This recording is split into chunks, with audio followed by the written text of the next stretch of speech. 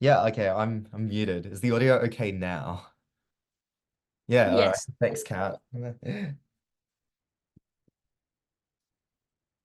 2 points of setup to start this speech. Firstly, what would we do under our side of the house? We think that social movements should directly provide mutual aid to the people in their communities. That looks like, for instance, either doing direct aid, setting up non-governmental organizations, supporting existing ones where they exist in the community, and appealing to international organizations where they do not currently have presences within the region. What do we think side opposition has to defend under their side? We think that at minimum, the expectation for side opposition is to prove that they're going to get the state to provide the services, and if that's a good or bad thing. And obviously, they might defend that either through protesting, lobbying, campaigning, whatever, but the main executor of the policy, of course, then must be the state. Given that, why do we think non-governmental organizations doing it themselves is a far better process? Three key reasons. The first is just to explain why support from the government is deeply unlikely to occur, and we have four mechanisms for why that's true. Firstly, in the worst case for this debate, where these sorts of support services are the most critical, this tends to occur in contexts such as autocratic governments, which do not have an obligation to listen to the people, and therefore will be unlikely to fall to the sorts of pressures that this team is going to bring forth.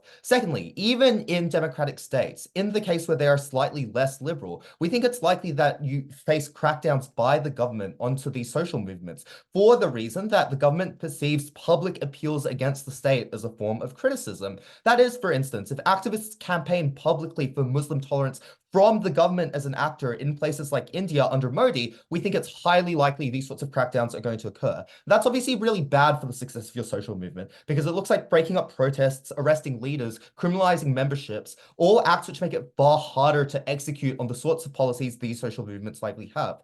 Thirdly, even in the most liberal states, there exists a strong power asymmetry between social movements, typically focused around doing things like, for instance, defending the poor who have less capital or defending minorities who have less votes from the state, which in comparison obviously has a far greater number of resources than these social movements, which means that these social movements have a relatively low amount of bargaining power in contracts with the state. But finally, even if this team does get their policy through appeal to the state, the incentive of the state is just to revert all those changes at the point at which the groundswell of support this team would bring passes, because at that point there is no more electoral incentive for them to continue to perpetuate this policy. They want to do things like cut expenses, and these sorts of policies, once that initial groundswell has passed, are often the most effective means for the state to balance its budget. That all explains why it's deeply unlikely you will get any change at all under side opposition. Secondly, though, we think that this policy in and of itself is harmful to the size of your movement and its ability to leverage pressure, just for the simple reason that people will not like you. That's for three reasons. Firstly, we think you get far more buy-in under our side of the house because you're directly perceived to be helping people on the ground. Your activists are out in the streets distributing female hygiene products, for instance, or helping to care for elders rather than arbitrarily campaigning towards a government that does not appear to care. Secondly, the results of a state-based solution and the ways in which these campaigns run are typically binary. That is, either a point of legislation passes or it doesn't. But under our side of the house, these forms of community support succeed just to differing degrees. That is, even in the worst case under our side, where these movements perhaps do not have the greatest amount of capacity, they're still able to be visible and seen to be helping people on the ground. But finally, the way in which activists and social movements execute state pressure often has incredibly harmful backlash effects, where, for instance, blocking a road due to a demonstration halts the ability of others to make it to work on time, and they feel incredibly inconvenienced. It radicalizes them because they closely associate your social movement with that annoyance, perceive your cause to be unjust through that lens. That decreases your ability to recruit membership. Obviously, far better under our side when you engage in these direct forms of changes, much more understandable as to what you're succeeding on.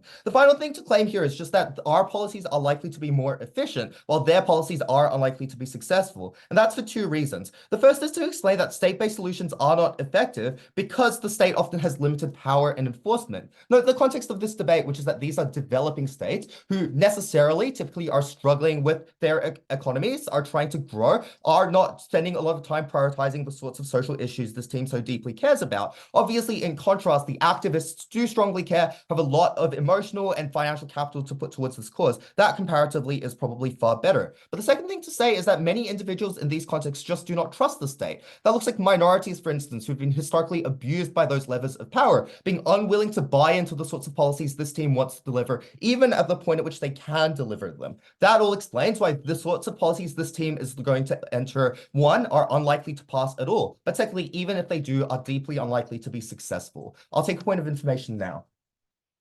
Yeah. Do you support women in Saudi Arabia being given the right to drive? So I think that's Kat will deal with that. Let's look at let's look at the comparison in this debate then. I think the most important thing to clarify here, though, is that our solutions are relatively quieter, which is that, for instance, if you have to pass a policy through the state, that has to be state policy at every single opportunity. Whereas under our side of the house, you can engage in more covert actions that the government perhaps does not necessarily care about enough to crack down fully on, but nonetheless, you are able to provide those services to individuals. That, for example, looks like driving schools in Saudi Arabia, fellas, or alternatively, places like gay bookshops to provide clear spaces to those communities where there is not as much of an incentive to directly crack down, even if the position of the state cannot be that they explicitly provide those services themselves. Given all of that, why do we think that our policies are probably far better? That's for four reasons. Firstly, we obviously get more engagement under our side. People don't fear the state in the same way as they do these organizations. They don't think that the police is going to deport them. They don't think they're going to be abused. Take, for example, the provision of the Aadhaar banking verification system in India, which prevents Muslims from engaging in commerce for the reason that they're scared too much data is being collected by the state. That sort of thing does not happen under our side when you encourage these institutions to, for instance, provide microfinance loans instead. Secondly, policy is done better by people on the ground. That looks like having workers who understand communities, who grow up in these communities of grassroots supporters, who rely on the base of people that form those social movements to have any legitimacy. Contrast this to the bureaucracy and slowness of the government led by a set of elites who, in the comparative, do not understand the struggles of those individuals. Thirdly, it's much more efficient when you focus on these forms of direct action on the ground. In many contexts for this debate, the states are typically corrupt or at the very least not maximally efficient. Money tends to get siphoned out of the budgets put towards those purposes. That does not happen under our side of the house. The final thing to say is we probably just get much more external funding for the reason that lots of organizations perhaps want to provide aid but do not want to work with those corrupt governments. That obviously does not happen when we as the social movement are much more willing to directly make outreach out to those organizations. That overall explains why under our side, we just have far better services, far more money, and a better ability to provide those sorts of rules and services to the people on the ground. Proud to affirm. Thank you so much for your speech, calling on Leader of Opposition. Here. Awesome. PIs in chat, please.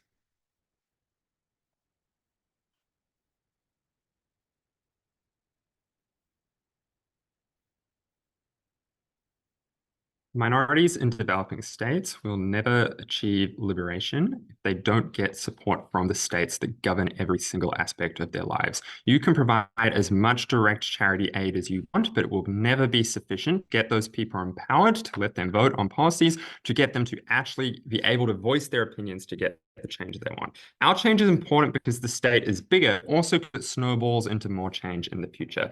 A few points for me on setup, then I'll explain why we get more policy change than they do, which should seem pretty obvious, but I'm going to do it anyway. And then I'm going to explain why our change is much more impactful. On setup, we agree their side looks like primarily direct aid and charity. Our side looks like four things. Firstly, campaigning directly for legislative reform, particularly on specific policy issues that are easy to achieve when maybe a full suite of policy issues wouldn't be possible. Secondly, it looks like judicial activism, funding cases that are likely to go to higher courts, that are likely to receive favorable outcomes for social movements. Thirdly, it looks like running candidates in local elections where they do have a chance of winning, even if the minority group is, a minority amongst the entire country. And finally, it looks like normative change of discussions that can lead to policy reform. So that can be on specific things. So for instance, normalizing the sorts of feminist policies that people in the majority might be more likely to support in the future, but also about things why democracy and voting are good in general, and people should support that and allow minorities to vote. The next thing I want to talk about in setup is sort of a note on context in this debate, because obviously there are some states that are super autocratic and you're unlikely to get much government change. But in those states, you're also unlikely to be able to operate effectively as a charity to get direct aid to all the people who need it, because you're more likely to get those crackdowns on the direct aid in those states as well. The final thing I would note in setup is, per the wording of the motion, our side is just able to strike a better and more flexible balance They have a very high burden of heavily prioritizing direct aid. We can still have some charity where it makes sense to do that, but we allow the movements to invest enough of their capital into policy change to actually make it happen. Moving on to my first point, why we get policy change. What are the reasons that our change happens? Firstly, because minority groups are often localized in these developing nations, often due to the way that colonial borders were drawn up arbitrarily, which means it's much easier to get candidates to win in those elections and actually have some legislative power. And yes, it might only be at the state government or the local government, but those are still people that can pass policies and make meaningful reform and vote and put their voices into the legislative chamber. Those are reforms that are meaningful. Secondly, because electoral incentives of governments do listen to when they think lots of people want change. And that happens even in autocratic regimes who are still to some degree accountable to the people that have to support them in order for them to retain power. But importantly, this sort of electoral incentive only works when the government knows that they can implement specific policy demands that these groups have. So for instance, groups that want change often petition specific policies that their government wants to. The government takes that to the House and listens to that petition, whereas just a general vibe that minorities are dissatisfied and need charity money is much less likely to give the governments an idea that they need to do change. But thirdly, because movements select what policy to focus on wisely, that means choosing issues that the majority is more likely to support, starting point, but also sometimes looks like doing things like horse trading. For instance, in Mumbai, settlers who were living on the railroads were able to negotiate with the Indian government to get some money in exchange for being able to move off of those railroads. So the government was then able to use the railroads. That sort of thing minority groups can do, even if it's not something that's immediately obvious to them. Let's explain why affirmative team doesn't organically get policy change as a result of their charity or other reasons why there might be discourse change. Firstly, because you need motivated lawmakers and lobbyists for policy change and judicial activism. This looks like, even though like a large majority of women in India supported getting, free contraception, it required a lot more direct campaigning for that to actually pass. Looks like in Alice Springs in Australia, where racist majorities still dictate policy unless there are lots of vocal people in support of minorities who are campaigning within the government. But it also looks like legal action funds that choose which cases to bankroll, as I explained before. The second thing we note is for the reason that Jackie gives that governments often lack capital, they often deprioritize soft policy that would help social movements unless it is directly told to them what they should do. But thirdly, because governments are likely to crack down, and this is important, governments on their side are likely to crack down in response to things like minorities are angry without having specific direction on what to do. So when you are protesting and doing sort of direct aid that is against the government is more likely to take away the rights of those minorities. For instance, shutting down shelters for women in parts of the Arab world. Those are things that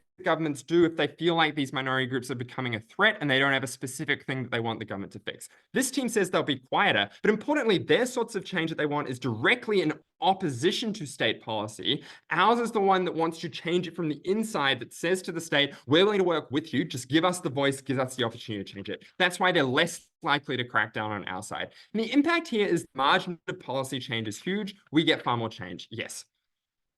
Sorry, I don't get the mech. Why would we protest against the government for direct charity? We're the ones doing the charity. We're not interfacing. Like, why would we do protest? So first of all, presumably some change that doesn't involve the government is, protest against the government. I think that's part of your side. But secondly, often direct charity is a protest against the government. The government often bans things like direct charity. Often you're doing things that are covert, or you're providing more support than the government would like. So it doesn't have to be banned, but the government doesn't take a liking to it, and they're more likely to crack down your rights because they think that their power is being usurped by this rise in populism amongst the minority group. So secondly, let's explain why our change is more impactful. I will give you 5 reasons why government policy is much better than their policy. Firstly, because the state commands a much greater amount of resources than social movements in developing nations. They say the state has limited power in these states, but obviously, comparatively, they have far more power than the social movements of the smallest minorities in the most autocratic states on earth.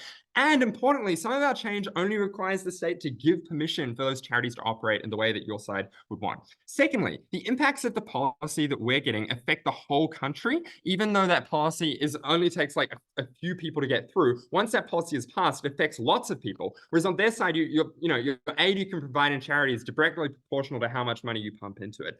Thirdly, our policy is more durable and it's harder to repeal over time because policy gets cemented. It's less likely it gets taken away, whereas charity stuff can go away when there's a financial crisis, for example. Fourthly, it's much easier to get incremental change that leads to greater outcomes on our side of the house. And finally, it secures people's rights, right? So we get policy change that allows for rights like women driving in Saudi Arabia, but also like rights to protest that can snowball into further policy change and impetus to do that. that. They say that minorities don't trust the state. Sometimes they do, particularly when the policy is heavily backed by a social movement that supports them. Why is their activism ineffective? Because these movements, besides the reasons I just gave, but because you don't have, if the charity gets in to do this sorts of funding and they provide the direct aid, that obfuscates the government's burden for providing that aid instead. So there isn't a long-term solution because government is beholden to the government just believes that the charity will step in and they don't have to do it. That is the worst reason that they don't get change, because they don't provide an incentive to actually do anything. For all those reasons, proud to oppose.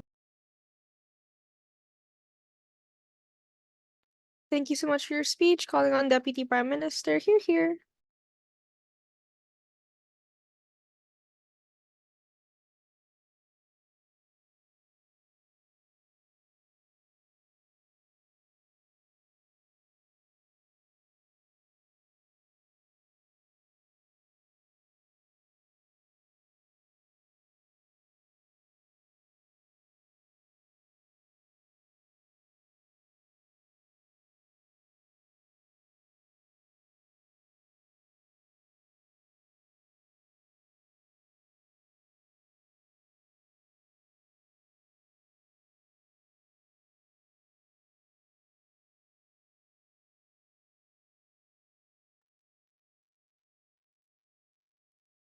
I'm going to begin by answering Will's POI. Yes, we support women's right to drive, clearly the correct response, but the problem with this team's POI is that Saudi Arabia is still horrific for women. Male guardianship policies survive. It is far harder for women to get divorced and then custody over the child. The very fact that women are still not protected from gender-based violence in Saudi Arabia means that at best, maybe MBS is willing to let the most soft policy through that women get some rights that don't agitate for more important rights. It is still a life which does not actually help these women in the first place, and the way in which the legal system is constructed will systematically disadvantage them, and that is why state-based change is unlikely to ever reach the extent in which this opposition team suggests it will. The first thing I'm going to do is I'm going to respond to Will's frame, where he insists that under our side, no change can emerge from non-state solutions to anything which is more durable or resilient, but we will contend the opposite, which is that non-state change often precipitates state-based solutions in a way which is more effective, which is to say, often starting services is quite difficult. For example, often the government does not have costs to start up a school, does not have costs to start up a hospital.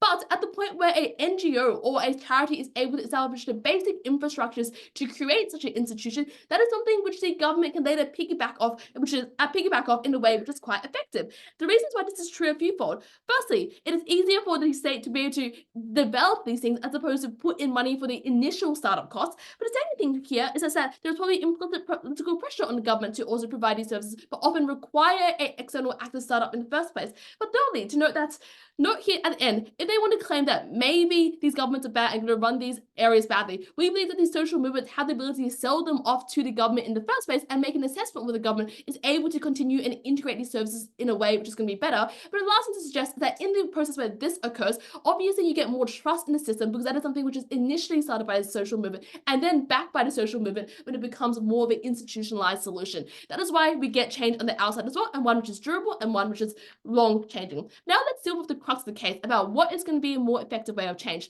Let's go through the things which Will wants to discuss they are going to do on their side: campaigning, judicial activism, local elections, etc. Few things. One, absurdly high cost for NGOs, right? Like, being able to afford court fees, being able to contest things in the highest constitutional courts is not only a lengthy process, but also a highly expensive process. But secondly, it relies on way too many contingencies for it to actually be successful. It relies on things like having a sympathetic composition of the bench. It relies on things being able to, that it just doesn't get this, that the case doesn't get dismissed because they don't care about it in the first place. All these reasons suggest that this is actually relatively ineffective, and at best, only very, very select cases are actually going to get through. But also, onto the specifics about local elections, right? They say they're often going to be better because often minority groups are put in localized areas. Firstly, obviously only applies in democratic countries. There are heaps of autocratic countries in the developing world: Saudi Arabia, Vietnam, Laos. Like, what are you going to do there? But the second thing to note here is that even if it's localized, it makes it structurally easier to prevent them from accessing mechanisms like the vote in the first place. Things like gerrymandering, things like having bureaucracy when it comes to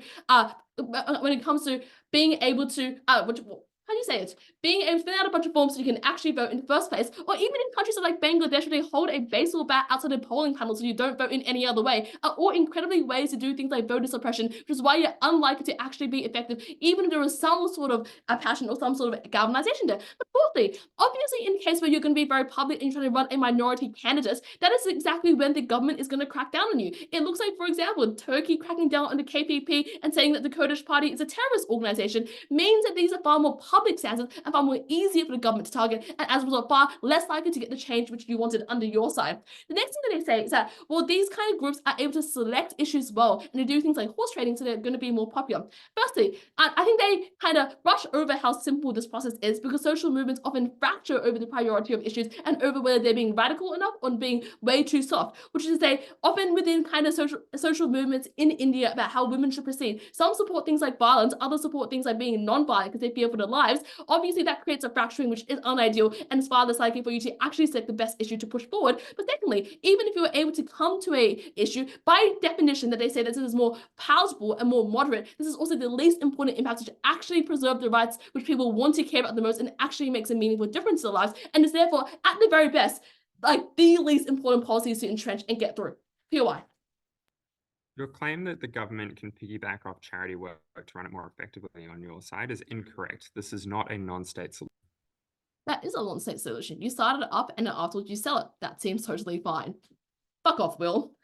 Next question then here is they go, well, under outside of the comparative, it's actually far more easier to crack down on charities. Well, firstly, no, I don't know why a government has an incentive to crack down on an organization which teaches kids how to read. That is not someone who threatens a power. It is not someone who's actually doing anything bad or opposing any kind of ideological mandate of the government in the first place. But secondly, I actually think it's deeply less likely for their own reason, where they suggest that, well, maybe the government thinks that they can offset responsibility because the charity is going to do the work now. That seems like a reason why they won't crack down, because this is an organization which helps preserve stability, makes it happy and far more likely to comply with the other regulations which the government sets forward in the first place. But the third thing to note here is, guys, intuition check. Even the Taliban fucking lets women's organizations operate in that country. I'm sure they're not going to crack down that hard. The last time they tried to do that, the Taliban got sanctioned. Like, come on, guys, be a bit charitable here. Now, let's see the kind of impact which they say here, because they say that these policies, if they can get, which I do not think they've proven they can actually get it, is going to be more resilient, they're likely to be better, but that's untrue for three reasons. Firstly, often policies change by just when the government changes and they repeal the laws which they put forward, especially for contentious laws when it comes to issues like women's rights or even same-sex marriage, etc. These laws are things which are most likely to get repealed because there's likely to be persistent opposition to it, because they are about fundamental ideological beliefs individuals have, which is why they're the most dicey laws out there. But secondly, you can very simply reallocate budget, so you can defund providing services to women or defund welfare for particularly poor people. That's a very simple administrative technocratic decision which happens, and it's very hard to protest against it afterwards. But the other note here is that lobbying by special interests always will exist to repeal these laws, which is why I think under their side, and particularly for the most important changes they want to get, these are always going to be the least resilient and therefore least able to help people in a way which benefits them. But now let's defend our side a little bit, which is say why are non-state services relatively good, which say they contend you lack things like resources to exist. We can name a bunch of sources of funding, right? Things like philanthropists, things like religious organizations which still cooperate with charities to provide things like education and medical aid, things like foreign NGOs. But most importantly here, many of our solutions are actually incredibly low cost and do not actually require large amounts of capital to be able to be effective. Things like having a book club, which is actually a mask for a queer gathering, is particularly useful and incredibly low cost. Things like having a network of women who are escaping their abusive husband just so they can stay on the couch of another woman is particularly helpful in supporting these people. Things like providing things like contraception and female hygiene is incredibly cheap and are not incredibly expensive. And even things like building a well so we can get clean water only requires some technical expertise and some labor in order to meaningfully improve their lives. We are actually able to help people. You guys hinge on a speculative future with no ability to help them. Thank you so much for your speech. Calling on Deputy Leader of Opposition. Here.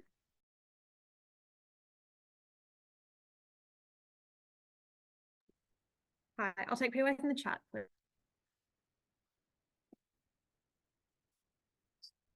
The first thing I'm going to explain in this speech is that this team's solutions do not require heavy prioritization to be successful. And the bizarre thing about the last 20 seconds of Kat's speech is that she seems to concede this, but I'm going to prove why it is the case now. The first thing to say is that things like mutual aid, which is literally the very first thing that Jackie says in his speech, can be effective in small local communities without social movements. And that's just for the reason that people have a natural incentive to protect the people around them, even when it is not tied to a political commitment. And the examples that Kat suggests prove exactly why that is the case. It's unclear why you need the sanction of the feminist movement to create a women's book club for women in your area. Things like women's collectives exist because women want to protect other women, even if they have no ideological commitment to feminism. Things like churches naturally support religious minorities, offer them protection, offer them services, and offer them food without the sanction of a large movement, which suggests that a lot of their solutions exist anyway. The second reason why this does not require the prioritization of an entire political movement is that they can be small scale and effective.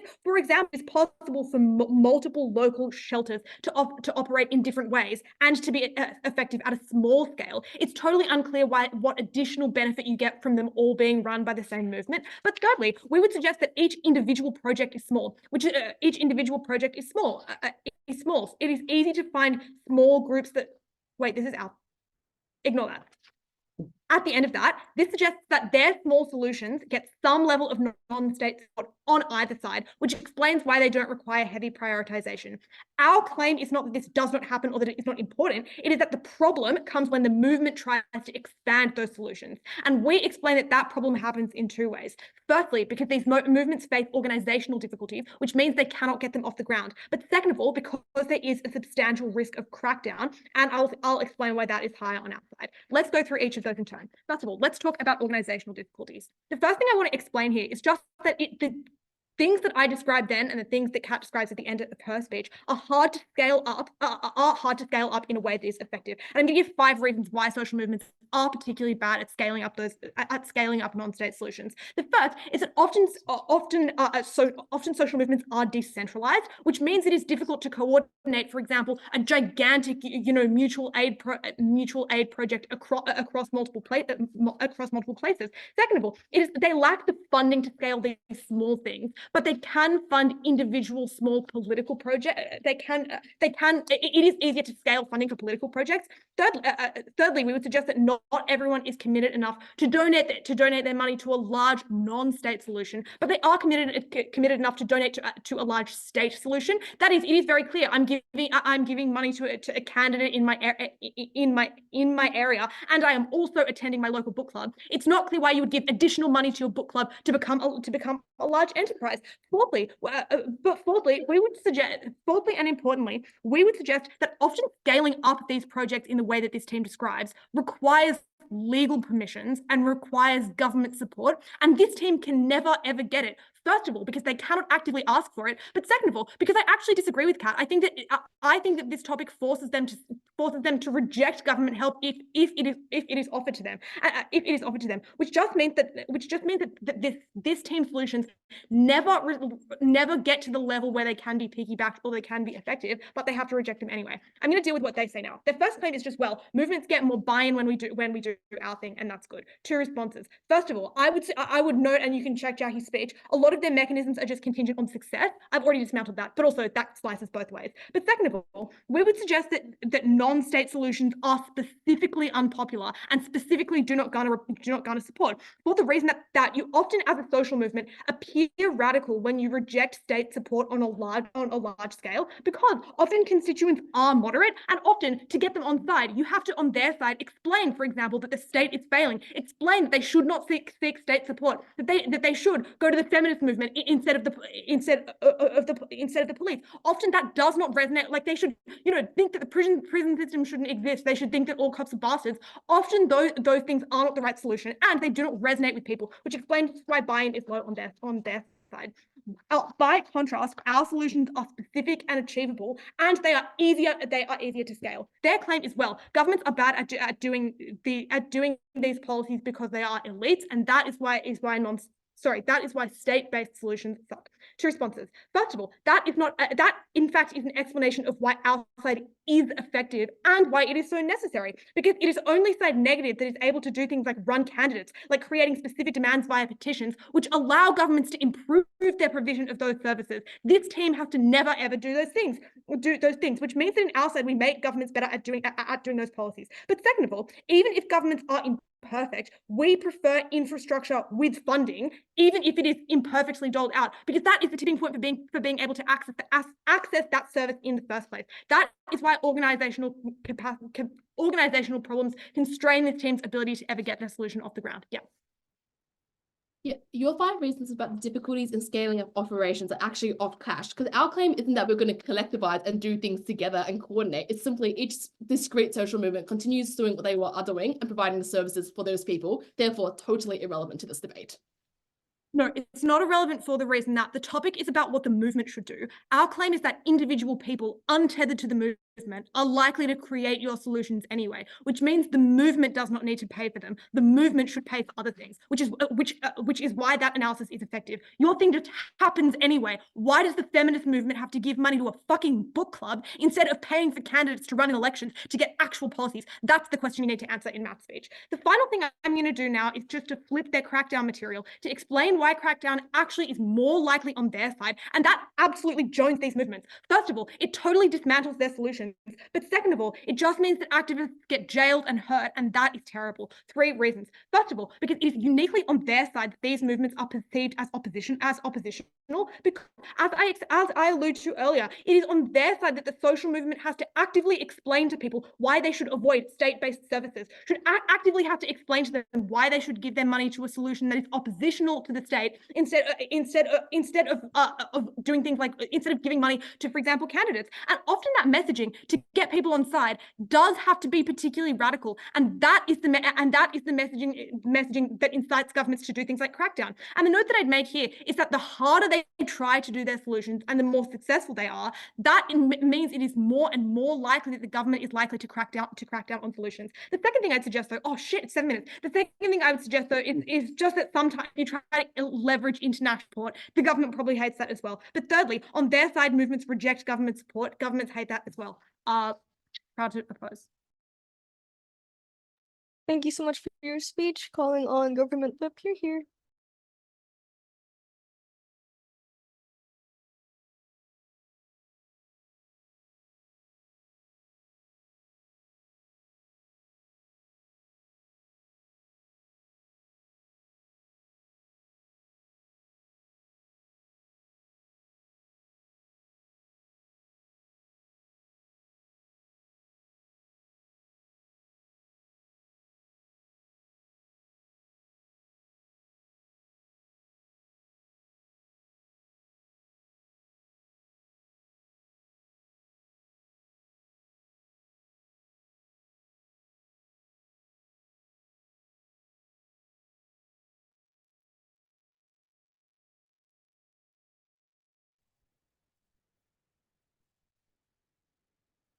Brief clarification, obviously, no, we would not tell people just to reject state support. We would just prioritize doing our thing. 2 questions. First, who has more ability? Second, who has more ability to get change? Secondly, whose form of change is better? Mercifully simple debate. Let's start with who has more ability to get change. We explained there would be crackdowns. Their explanation is that you would still get crackdowns because the government doesn't like you doing charity. The distinction is that you doing charity isn't trying to make the government change the way that it's doing things, and it's not a critique of the government for not doing things currently. And in fact, the government likes it because it allows them to expend no resources and at the same time to placate these communities such that they're less likely to become a social nuisance. So actually the government is unlikely to crack down there, whereas they are likely to crack down it when you are directly attacking them and getting them to change them. You say it's working within the system, but it's not working within their system. It's 1, telling them to change their system, and 2, trying to get them kicked out of their system with a set of candidates that you get elected. The second claim they make is, well, we can simply do both on our side. First, often it's hard for social movement, particularly at small resource scales, to be able to do 2 things. If you split it across both are just ineffectual because you don't have sufficient resource scale. But secondly, fine, okay, you do both. We'll just take the 50% that you're doing on the useless thing and do it on our good thing. The third thing they say is, well, we can have success on our side because at the local level, we're able to get a substantial amount of power. First of all, I'd note even where there is, for instance, enough of that minority group to exist at the social level who theoretically should be able to get electoral success, often through processes like gerrymandering, they've been disempowered electorally, such that even if they theoretically had the numbers, they will be unable to get elected. But secondly, and this is the more important response, is that in states where minority groups would hold substantial power over local governments, and the state government does not like those minority groups, they tend not to devolve power to the local governments, such to keep the power out of the hands of those minority groups. So actually, they're like, oh, obviously we're not going to get people elected to the big state government who actually has the power. Maybe we can get the local governments, but in the context that they're talking about, those local governments tend to be disempowered.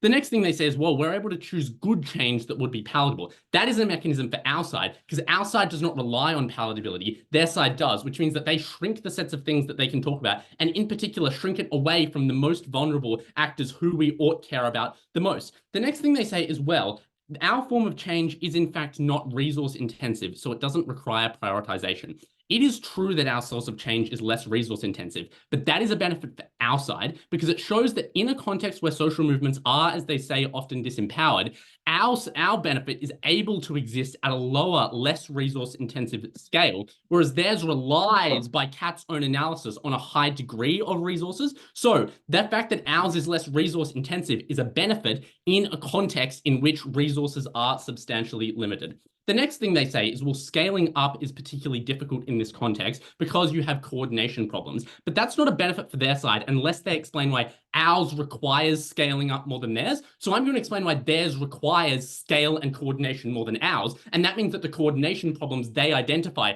are more of a problem on their side. And the reason why they require scaling up more than we do is that they require a joint campaign to a central government to attempt to get them to change. So that means that they actually require coordination and scaling up far more than we do because it's about everyone working together towards one common goal, whereas ours is able to access disparately. Kat is correct. Scaling up is difficult for these people, and ours is the side that doesn't require them to scale up. So we've also flipped that mechanism to our side. Their next claim is more people will go for a state-based solution.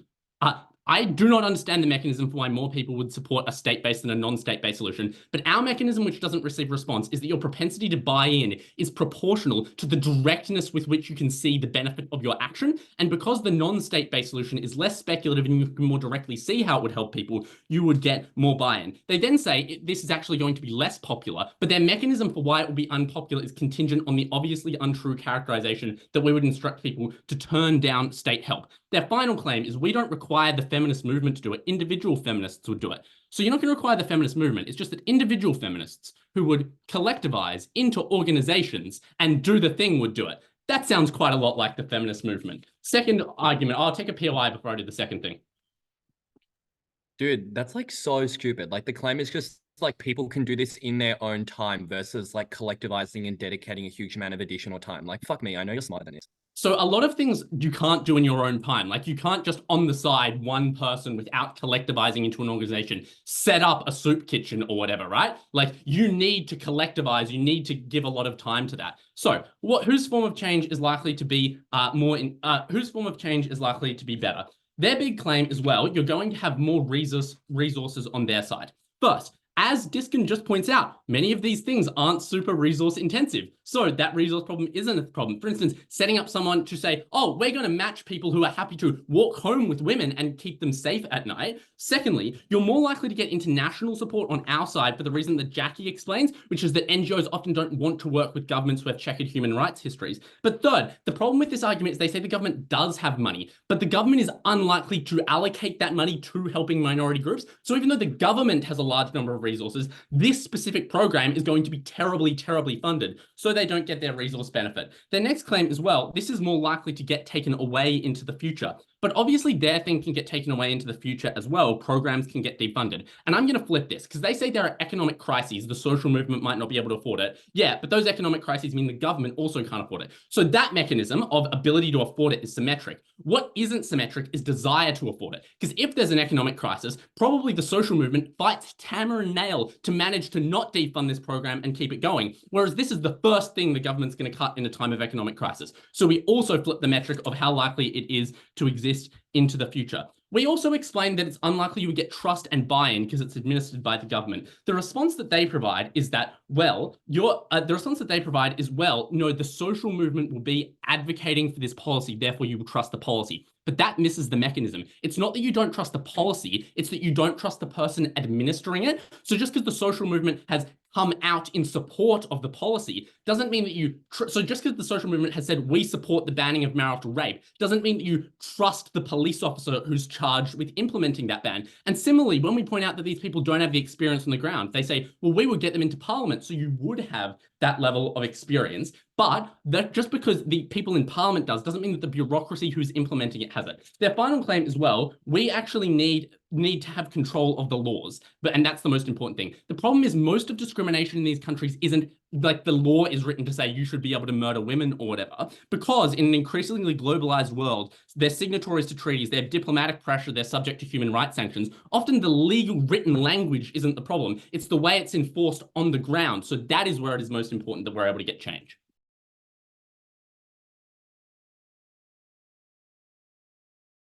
Thank you so much for your speech. Calling on opposition whip, you're here.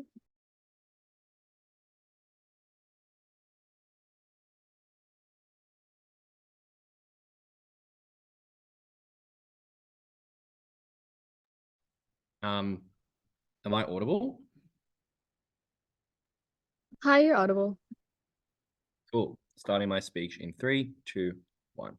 The first issue I'll discuss is which side is more likely to get change. This team provides 4 mechanisms. Firstly, that in autocratic states or areas where there is essentially no democracy, there will be a crackdown. And they suggest that their side is comparatively better because they can fly under the radar.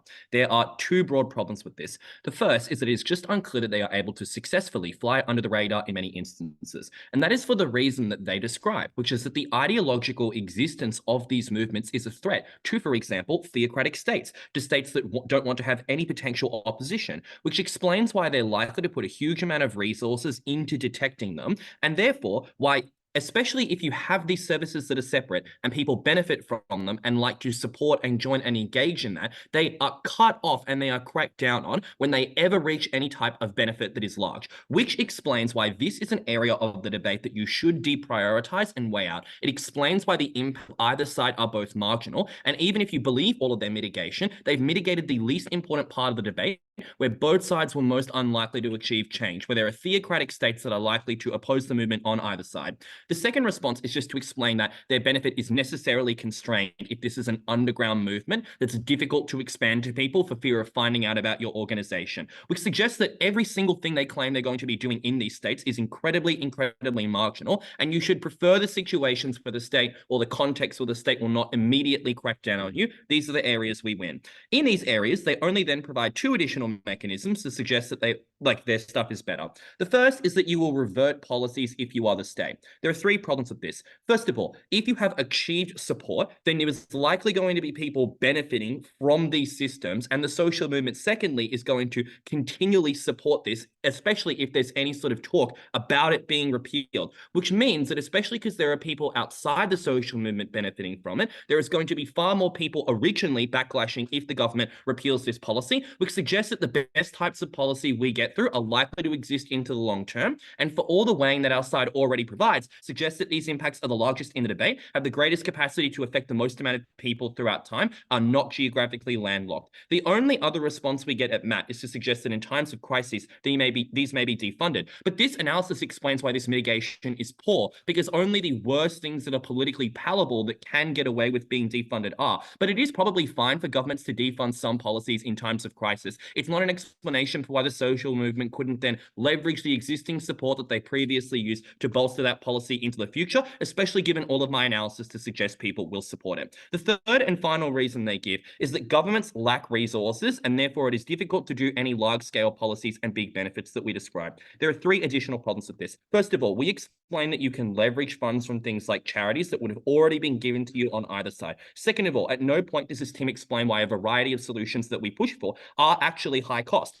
Things like birth control in India that were provisioned by the government were already paid for by non-for-profits. It was just the distribution of them that worked with the government that was good, that was incredibly low cost because the government already had distribution networks for things like regional trade. But finally, and I would note all of their rebuttal to this at CAT is just debunking our judicial claim because CAT's exceptionally good at law. But I would just explain that even if they can mitigate a small subset of these examples, these are also the examples that have the greatest capacity to affect people's lives, like affording women the opportunity to get an abortion. And therefore, even if you believe they are unlikely, you should still weigh them highly for the sheer scale of that impact. The final thing they say is that social movements will lose support because of visibility. This is stupid because all their backlash material relies on them being sufficiently visible. What the fuck? You can protest, you can work with local electorates, you can broadcast the change you're working on. Compare that to the mechanisms we suggest that means change is likely. First of all, we demonstrate that in the context where this debate occurs, there is a huge ability to appeal to things like some amount of competition in the political system, to generate support through things like local campaigning, to appeal to voter sentiments, and finally, to leverage international aid. They have 3 ways to mitigate this. First of all, things like gerrymandering or never wanting to give you power. First thing I would point out is that if I've established that the majority of circumstances you ought care about are where this is the least likely to occur because there are some sense of democratic norms, this mitigation is incredibly poor. But the second thing I would ask this team is what do they actually get if they are covertly under the radar, never pushing for broad-scale policy changes and only doing things that the movement or individuals could have otherwise potentially done, or even if it was harder to them, like setting up a soup kitchen, still not actually doing anything to empower these women. The key difference is that, like, and this sounds cringe, but like, we're thriving, they're surviving. Like, they're actually not advancing the state of any of these people around the world at all. They're simply, like, why even have a fucking social movement, guys? Like, you're moving for, you're standing still on their side of the house. Let's then ask which policies are better. This team, actually, before I go on, POI. Yeah, so the reason we can be visible and not have to be underground is that backlash isn't proportional to visibility, it's proportional to the oppositionality of the thing that you're doing visibly. And because our thing isn't oppositional, we're not constrained in that way.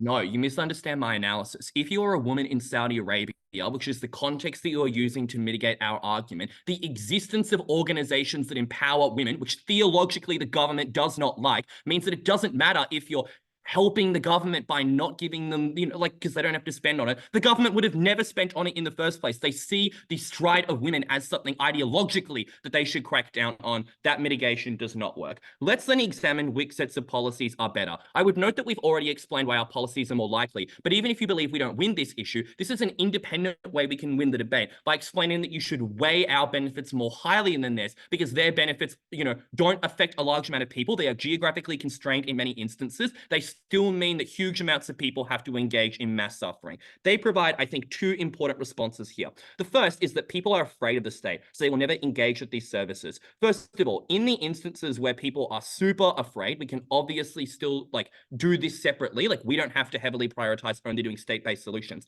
But the second thing I would explain is that often these services are not run by the state. They are simply set up and created and legislatively allowed to exist by the state. For example, domestic violence shelters in Pakistan are not run by the fucking Pakistani government. They're run by the feminist movement, guys. The second and better response they give is that, well, policies are better when individuals in the movement do this, and yet they give no justification for this. They themselves admit that there are often complex legal issues or difficulties working with intermediaries, which having people in positions of government allows you a direct representative to actively lobby and justify. But finally, this can obviously be done in conjunction with social movements and experts, which at the point at which they've achieved the policy are likely to be listened to. So for all those reasons, we explain why our benefits accrue, why they are more important, and why they therefore win us the debate. Thank you so much for your speech. Calling on opposition reply. Here.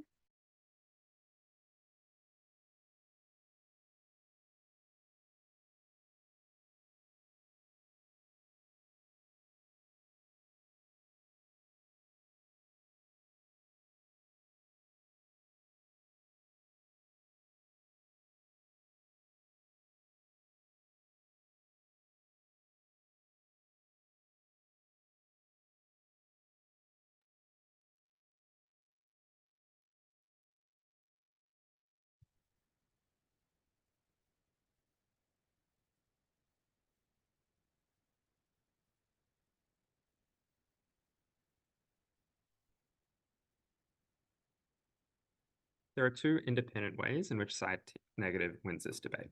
The first is we prove that policy change is more important, more impactful, and more long-lasting than direct aid. No matter how much charity aid and money you can put into helping minority groups, in the long term, it won't achieve the rights that minority groups need the most in those countries. But secondly, even if you did not believe that, we prove that their change is non-exclusive, precisely for all the reasons they give you as to why people can do it without much resources. That's why the social movement doesn't need to focus on it. And importantly, you only need to believe one of these claims for Team Negative to win this debate. We can win either way. Firstly, let's talk about whose change is better. We give you a series of reasons why policy change is more likely to be better. That includes the fact that that change is likely on a larger scale. And yes, it may not always succeed, and it may be hard to achieve this policy change in many cases, but the impacts can be so wide-reaching that it is something that is worthwhile. And I guess you would just have to look at the reason why social movements have in every country on earth focused their resources historically on this policy change to wonder why this might be something that's worthwhile. The second thing we'd note is that this policy change is longer lasting, that it, as we explained right back at first, it leads to the snowballing of things like democratic rights, which makes minorities more empowered to fight for change and fight for direct resource aid in other instances as well. It allows movements to mobilize better, it allows movements to do better. And we also explain reasons why their aid is insufficient. And this is important because I don't think they properly deal with that. We explained that their aid, like their direct aid, obfuscates the responsibility of governments to provide that aid instead, and just wastes resources from the movements that are funded by the most vulnerable people in these countries, which are unlikely to be sustainable in the long term, particularly in times of economic crisis. So policy change, I think, prima facie is a much better outcome. And that means even if we only get a small amount of it, you should still give this debate decide negative. Secondly, let's talk about whose change is a better use of the movement's resources. I want to start with our change. The important thing is our change we provide on side negative real tangible ways that social movements can enact policy. And our mechanisms here at a level of specificity that is not matched by the affirmative team. And they give a series of attacks that are essentially like, well, the whole government is geared up against you. It's really hard to do that social change. But that's exactly the reason why we need the movement's resources to do that and why it won't happen anyway. But it's not enough to defeat our arguments because we give at every speech real tangible examples of the sorts of change that has happened across the developing world that has helped empower those minorities. And that's the thing that you should remember when you analyze whether we're able to get any change at all. But importantly, we explain why policy change won't happen anyway on their side of the house. And this is the gaping hole inside affirmative that they never address, because issues like under-resourcing of minority communities and a lack of political and social rights for those communities always affect minorities, not just when those minorities are trying to enact governmental change. And importantly, affirmative team provides absolutely zero pathway to securing these rights for minorities in the future. They force minorities to be reliant on charities far into the long term. They give no analysis for why organic policy change will occur. And I think that they lose the debate at that point because they forget to engage in half of it. Our side is able to secure some rights. It's not perfect. Saudi Arabia isn't perfect for women, but it's certainly a lot better than it would have been if those women had just relied on charity aid, ever tried to change any of the laws that govern the entirety of their lives. Let's talk about their change, because affirmative said that their change is cheap and easy to do. Kat points out that's exactly why you don't need the movement to divert the overwhelming majority of its resources to support it. And Matt's only response is to say, well, people are the movement. But that's not the ordinary intelligent voter understanding of social movement. Like, obviously people are a part of the movement, but only does it count as the movement acting when they collectivize to do something. Otherwise, the topic would just be that minorities in developing countries should do something. This debate is about what social movements should direct their resources to do. We explain why the far better place to do that is the government change that is more important and more achievable with the resources that they do have. Proud to have. Thank you so much for your speech. Calling on government reply. Here.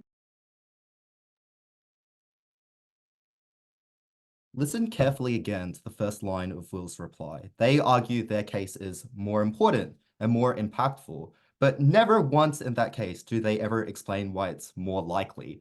Because think about what the sum total of this case actually is. Their team says they're going to run candidates, hold protests, and, revolutionize against the oppressive governments. 1, 2, skip a few, women can drive now. That's the sum total of all of their proof. There is no response to any of the rebuttal we give you down the bench. No response to what Kat tells you when she explains how governments have incentives to do things like engage in voter suppression, how people exist in states of imperfect democracy.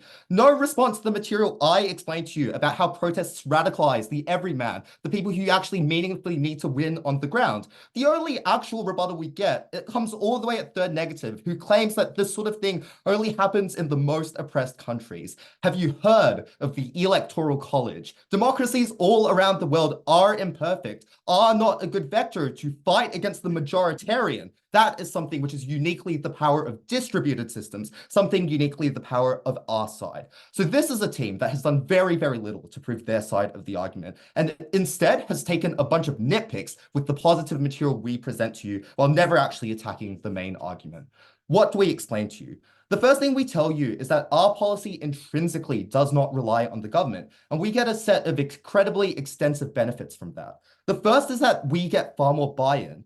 This team makes the argument down the bench without paying attention to our case that, well, if the government does something good for these minorities, they're probably going to want to take up in that policy. But that ignores the analysis I explained to you, that Kat repeats and that Matt reiterates again, which is the problem here is not the function of the state, it's the function of the executors, people like police officers, people on the ground collecting the data and engaging in those policies that meaningfully affect the safety of those individuals. And the simple question I would ask you here is, which came first? Gay relationships being normalized in society, or gay marriage? Trans people being able to socially transition, or having their trans identity recognized on a driver's license? Scholarships by private organizations, or legislated affirmative action? All of these instances were driven by society, which is why we believe the community should be the first mover of providing those services, not the state, especially when the state has such a long, tortured history of harming the very people it tries to protect. That means we only get buy-in into these services under our side of the house at all.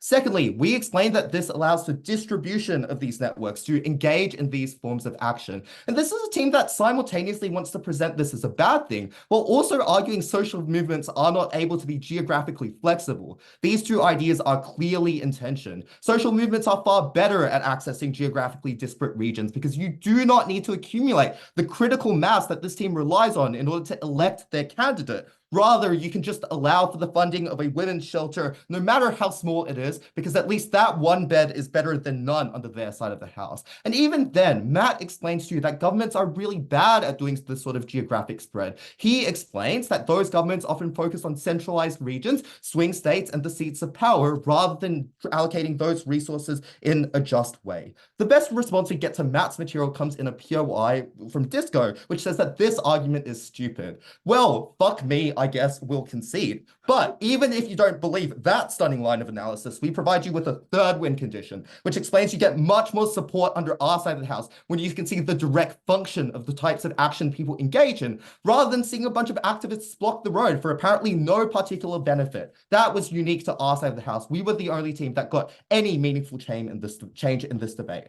The final question I want to ask is that of transition and longevity. This team claims that under our side of the house, policies can be repealed, but that's obviously symmetrically true under their side of the house when governments lose funding. We suggest it's much more likely to happen under their side of the house. I explained to no response all the way back at First Affirmative that those governments' electoral incentives are not the same as those of social movements who authentically believe in the protection of individuals' rights, who want to believe and make these services as good as possible, and who can access and take real change in financing other external NGOs to provide those services to states that have failed them. Proud to affirm.